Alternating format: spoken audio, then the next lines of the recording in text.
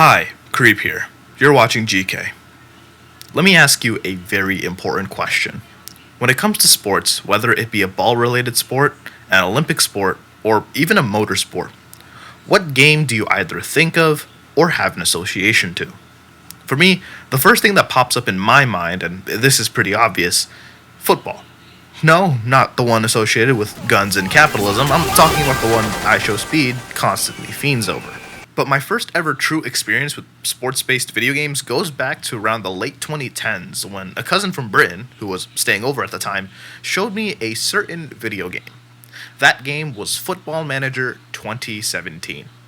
While I never took too much of an interest towards it, I do remember it being pretty fun to play actually. You were essentially playing from the perspective of a coach or team leader, training them and selecting new players and giving old players the old boot and you're gone. But for you, it probably is most likely a very similar experience. Usually you think of EA Sports titles like NBA 2K or FIFA or Madden, or if we get into motorsports games like F125 or so on. To put it simply, there are a lot of licensed and unlicensed video games out in the market, and with each year, there will almost definitely be more. But we need to focus a little more on the motorsports sides of things, because frankly, it talks not only about the relationship between video game industry and motorsports, but to an extent, racing games as a whole genre. So sit back, relax, grab a snack, because this won't only just be about NASCAR or Formula One, but the broader racing genre as a whole and how it all ties together in a nice, neat little bow.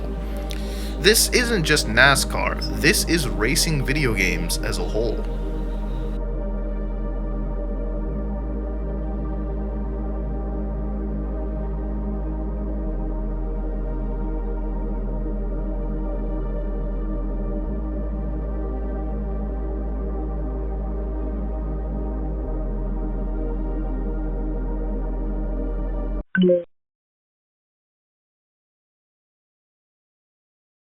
We start our story with a time dating way before NASCAR probably even cared about video games. The beginning of the industry as a whole. Odyssey, the electronic game of the future.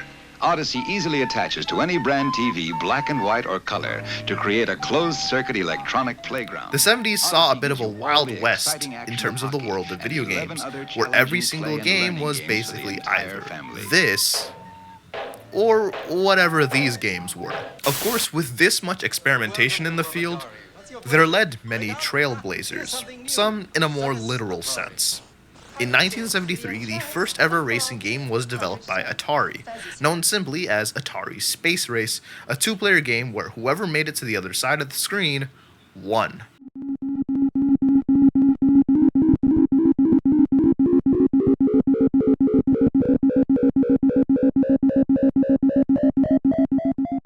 Fast forward to the 80s, technology has advanced to the point where we can finally do more than just geometric shapes.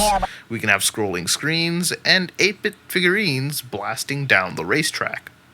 1980 would see the release of Rally X, which was not only a trailblazer for it being the first game to use background music, but also its much more appealing and vibrant coloring. Developed by Namco, it was absolutely revolutionary until just 2 years later. Would you look at that? Another game! Pole Position was released in 1982, a single-player game featuring... wait a minute.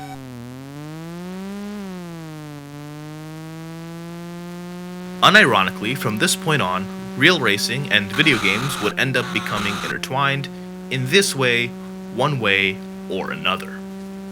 Of course, at some point, NASCAR had to cash in.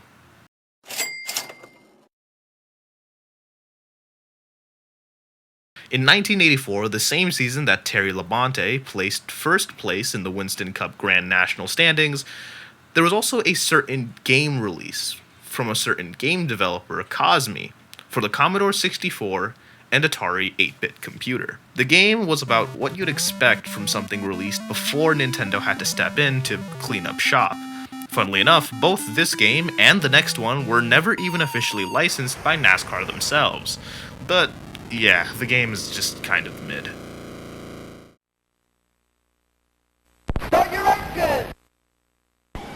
1990 saw the release of Days of Thunder, this time developed by a handful of developers and published by Mindscape. The game, just like the initial game related to NASCAR, wasn't necessarily the best. Although the graphics, I must say, are taking it a little bit into the right direction, there's still a lot to work on Days of Thunder. Like how the gameplay is actually really difficult. There are many people who actually played Days of Thunder who often say that playing the game was incredibly difficult and almost impossible to beat, which, considering the fact that the game was released back in the early 90s, is really something to behold here. The same thing would be said for 1991 with the release of Billy Elliott's NASCAR Challenge. The only difference was that it was actually made with a license from NASCAR, as well as a few graphical changes and with Konami behind the wheel. However, the 80s and early 90s were excusable. After all, technology back then could only go so far. But what if we tried taking it a little bit, I don't know, what if we just maybe added a third dimension?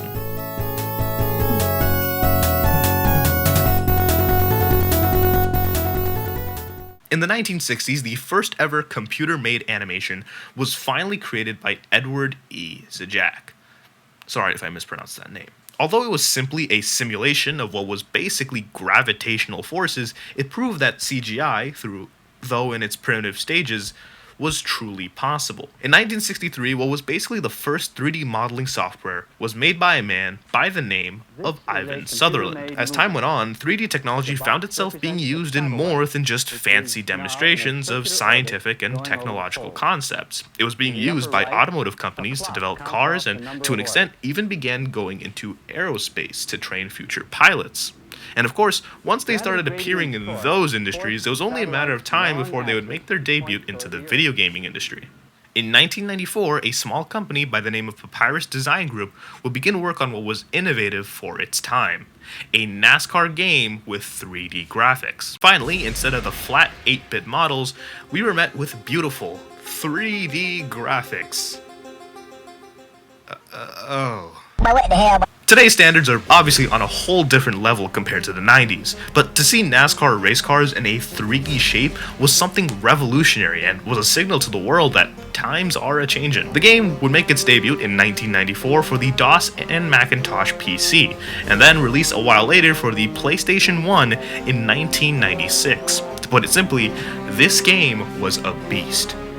To put it not so simply, here's a list of all the things this NASCAR game had for its time that was absolutely revolutionary. The game featured 20 of the 39 drivers of the 1996 season for the PlayStation version, and 25 out of the 40 for the 1994 version of the initial DOS release. The game had a lot of very notable features, including the ability to not only support lower-end computers and graphics, but also had the ability to support SVGA accelerated graphics, which allowed for a more immersive and well-made experience. Basically, you could play it on a potato or a NASA supercomputer. Granted, as long as it's in the time frame of the 90s. Combine this with the 9 racetracks and overall a really well-made game for its time, it's no surprise that this game gained massive popularity during its time, gaining over 350,000 units by late 1995, and many years later, all the way to 2004, the game would end up surpassing 1 million units sold. Not to mention, it was considered one of the best-selling PC games of 1998. Basically, anyone who played on the PC and loved NASCAR, which by this point was already pretty popular, wanted to play this game. 1998, the same year the original game found itself as a bestseller, Papyrus and Sierra would go on to release the sequel to NASCAR Racing, NASCAR Racing 2. The only thing really notable about the sequel is that it added more content and made general improvements and tweaks to the gameplay and experience of NASCAR racing. However, this would only prove as the start to a much bigger effect, as a certain company that just so happens to be really popular when it comes to sports games has some ideas in mind. Sports. It's in the game. While Papyrus was in the middle of doing their best to make the ideal NASCAR experience for the big boy PC users of the time, EA Sports would be given the mission to develop the ideal NASCAR experience for the console. The result? NASCAR 98 released in 1997, because apparently if there's one thing video games can do, it's predict the future. Releasing on only the PlayStation and Sega Saturn, the game featured a whopping 24 racers, including but not limited to Jeff Gordon, Dale Earnhardt, Terry Labonte, and Mark Martin. And the game is... it's alright. Truth is, the NASCAR game looks cool graphically, and I can imagine at the time this was definitely something to behold, but honestly, it just kind of plays the same as the previous ones. The only difference was that EA made it, and a few more graphical ups, and the gameplay is a little bit better, just nothing to really write about from here. In the actual year of 1998, we got a literal NASCAR pinball game and NASCAR 99. Oh, I'm sorry, I'm just waiting for you to move on. 1999 brought an interesting year for NASCAR gaming fans as we ended up getting basically 3 new games. I say basically because one of them technically counts as an expansion pack. NASCAR Challenge released in 1999 for the Game Boy Color, interestingly enough. It was also the first ever NASCAR game to be developed by Hasbro back when they started saying, "Hey, let's make games now." Huh. I don't know about you, but this is starting to get a little bit familiar. Step aside, fools, because that same year Papyrus just entered the kitchen and his spaghetti is looking great today. We probably have the first and only time we see an independent release of a NASCAR truck game, followed by the course of NASCAR Racing 3. Because apparently, if you've already won once, you can definitely win twice. Why not make it a trilogy to make it real? Nice. Hey, that rhymed. While NASCAR Racing 3 wasn't exactly the best of the trilogy, since a lot of its content had to be stripped from making the truck game independent, it was still an alright game to play overall. EA comes in and goes, "No, I want my money, bro," and hits us with a competitive move, with the release of NASCAR Revolution that year too. The game turns out to be mid, and EA leaves the PC NASCAR gaming up to Papyrus. The 2000s have arrived. New millennium, new century, and of course, a new gaming industry to show for it. In 2000 alone, some new strides the NASCAR gaming scene were made. EA Sports drops NASCAR 2001, the first NASCAR game to hit the goated PlayStation 2. It's magnificent, and that same year, Sega joined the race, only this time in a league that it had been dominating since its birth, the arcade industry. NASCAR Arcade would officially launch as being developed and released by Sega because although they fell off hard with their consoles, they still had one thing they were pretty good at. Arcades? Yeah, and a lot of them. NASCAR Heat would also make their debut here, being developed by Monster Games.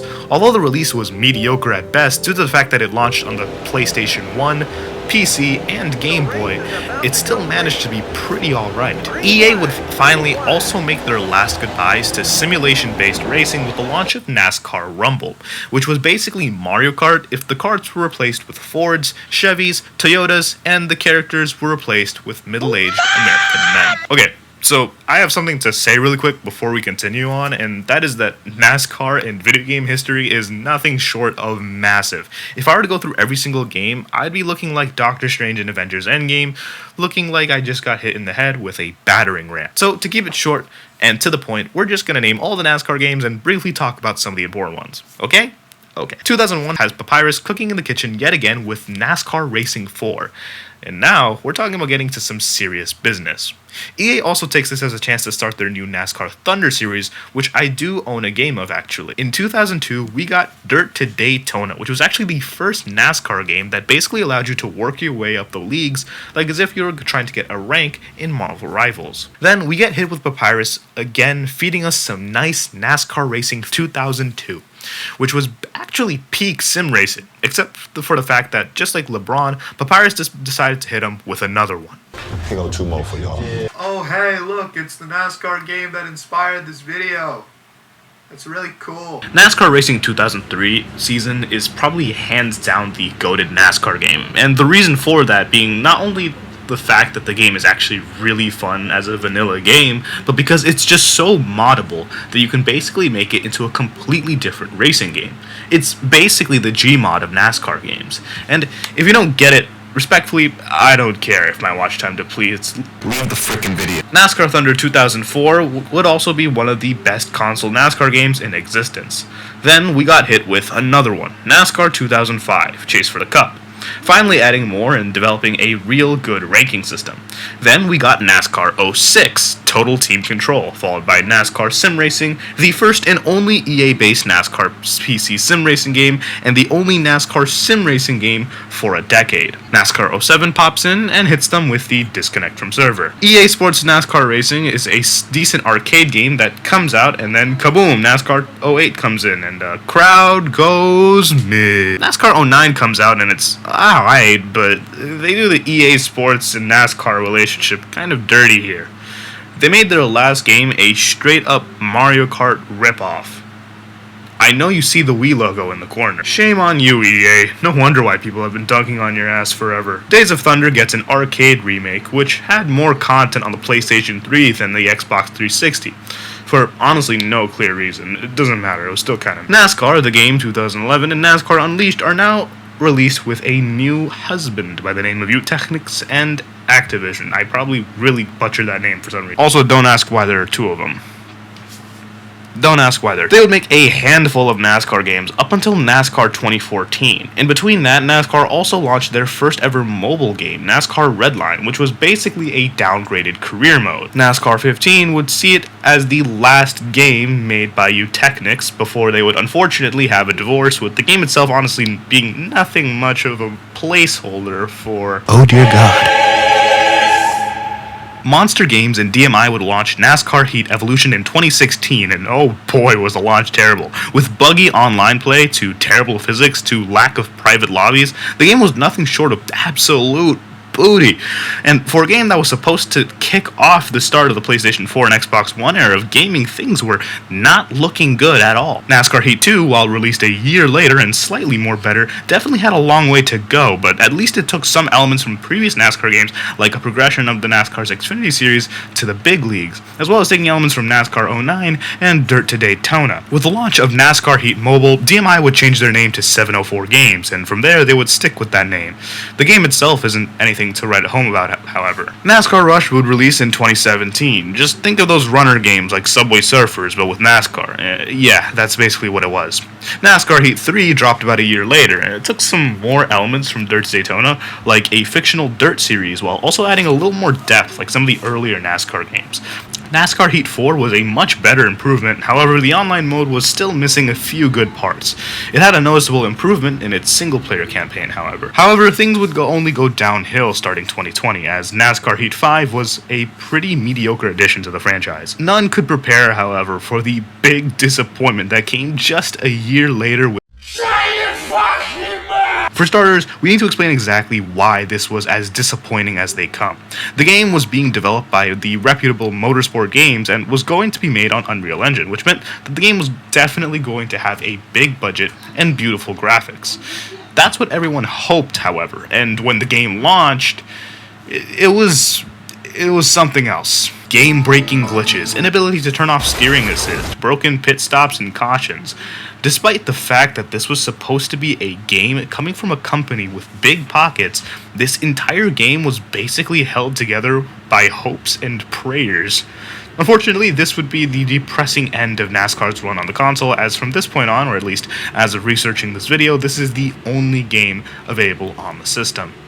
And all the NASCAR games after it ain't really something to care about mentioning. Okay, so why am I talking to you so much about NASCAR games? Why is the evolution of this such an important thing that you have to sit down and listen to me yap about it for however past few minutes this is? Well, that's simply because of these NASCAR games, whether we agree on it or not, actually represent what has and in some cases is still happening to racing games today, with there not being so much experimentation as the more earlier games. Listen, I'm not going to sit here and pretend like I know everything about NASCAR and the racing game genre, but I think knowing that some of the more recent games have been disappointing flops really puts into perspective how bad racing games have been, as well as the broader video game industry as a whole.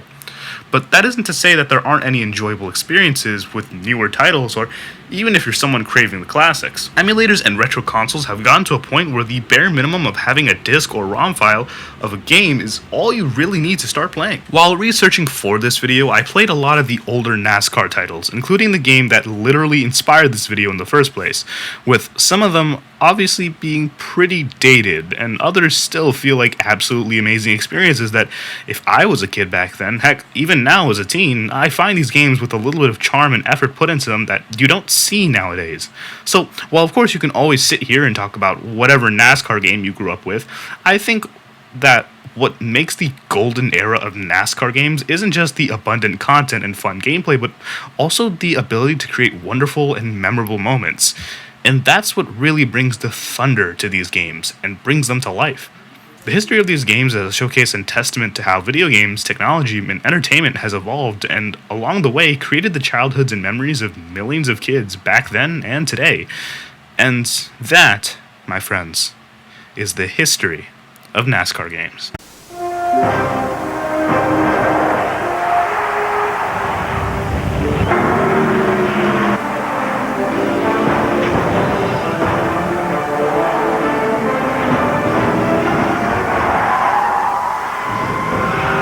Chariots with 4 horses. Try 700. NASCAR Thunder 2003. Rated E for everyone. EA Sports. It's in the game.